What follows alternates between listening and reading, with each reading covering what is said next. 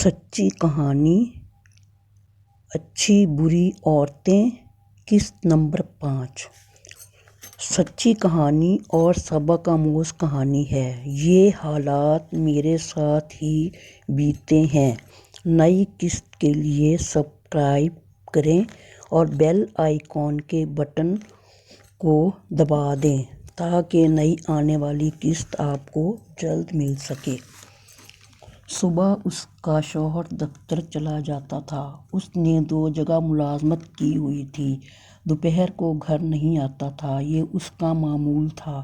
وہ رات کے 8 بجے گھر لوٹتا تھا۔ بچہ میرے ساتھ کھانا کھا لیتا۔ اب عرفانہ کو کھانا بنانے کی بھی فکر نہ رہی۔ شوہر کے جاتے ہی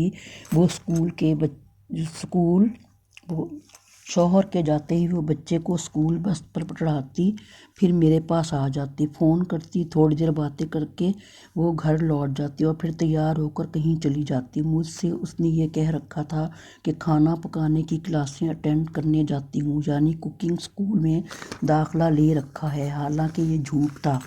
انسان جتنا بھی جھوٹ بولے، آخر ایک نہ ایک دن اس کی چوری پکڑی ہی جاتی ہے۔ ایک روز جب کہ وہ حسب معمول کہیں گئی ہوئی تھی، اس کا شوہر گھر آیا۔ گھر کو تالا لگا ہوا تھا۔ وہ میرے گھر آیا اور پوچھا عرفانہ کہاں ہے؟ میں کیا جواب دیتی؟ میں نے کہا وہ کھانا پکانا سیکھ رہی ہے۔ اس نے پوچھا یہ ادارہ کس جگہ ہے؟ مجھ کو جو عرفانہ بتا چکی تھی، میں نے اسی ادارے کا نام بتا دیا۔ ریاض بھائی کو غالباً کوئی ضروری کاغذات اٹھانے ہوں گے جو وہ اس ادارے چلے گئے۔ وہاں عرفانہ ہوتی تو ان کو ملتی۔ ادارے کی سربراہ نے کہا یہاں تو اس نام کی کوئی عورت کوکنگ سیکھنے نہیں آتی۔ اتفاق سے اسی دن ان کا بیٹا گل بھی اسکول سے وقت مقررہ پر نہ آیا۔ میں تو روز ہی اس بچے کا وقت پر انتظار کرتی تھی۔ وہ اسکول بس سے اترتے ہی سیدھا میرے پاس دوڑا آتا تھا، کیونکہ اس کے گھر میں تو تالا ہوتا تھا۔ جب ریاض بھائی عرفانہ کو تلاش کر کے لوٹے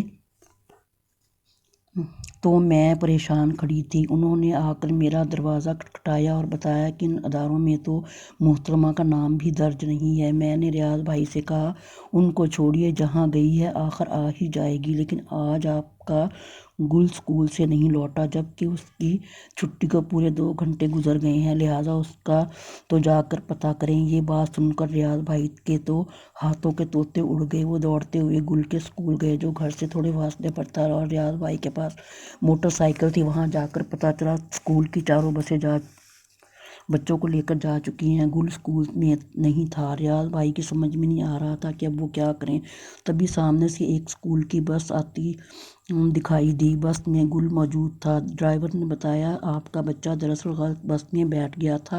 اسکول کی 4 بسیں ہیں اور اس کی بس کا نمبر 2 ہے، جبکہ یہ بس نمبر 3 میں سوار ہو گیا تھا۔ چونکہ بسیں ایک جیسی ہیں، لہٰذا اس سے بھول ہوگی۔ اب یہ سارا شہر گھوم کر آ رہا ہے۔ ہوا یوں کہ جب میں نے بس کا آخری بچہ اتارا تو میں سمجھا بس خالی ہے۔ میں بس کو گیراج میں بند کرنے جا رہا تھا، تب میری نظر اس پر پڑی۔ یہ ایک نشست پر چپ چاپ دبکا بیٹھا تھا۔ یہ بچہ میرے روٹ کا نہیں تھا۔ میں سمجھ گیا یہ بس نمبر 2 کا ہے۔ تبھی میں واپس اسکول آ گیا تاکہ بچے کے گھر فون کر کے اطلاع کر دوں کہ وہ پریشان ہو رہے ہوں گے۔ ریاض بھائی نے ڈرائیور کا شکریہ ادا کیا کہ وہ گل کو لے کر گھر آ گئے۔ عرفانہ کے میاں اس روز بہت غصے میں تھے۔ ان کو آج پتہ چلا کہ ان کی بیوی تو روز ہی گھر سے چلی جاتی ہے۔ گل نے بتایا میں روز آنٹی کے گھر کھانا کھا کر سو جاتا ہوں۔ ریاض بھائی ایک شریف آدمی تھے، انہوں نے میرا شکریہ ادا کیا۔ اس روز وہ دفتر لوٹ کر نہ گئے اور عرفانہ کا انتظار کرتے رہے۔ شام کو 4 بجے وہ آئی۔ شوہر کو دیکھ کر گھبرا گئی۔ خدا جانے گھر میں ان کا کیا جھگڑا ہوا۔ بہرحال اس روز وہ میرے یہاں نہیں آئی۔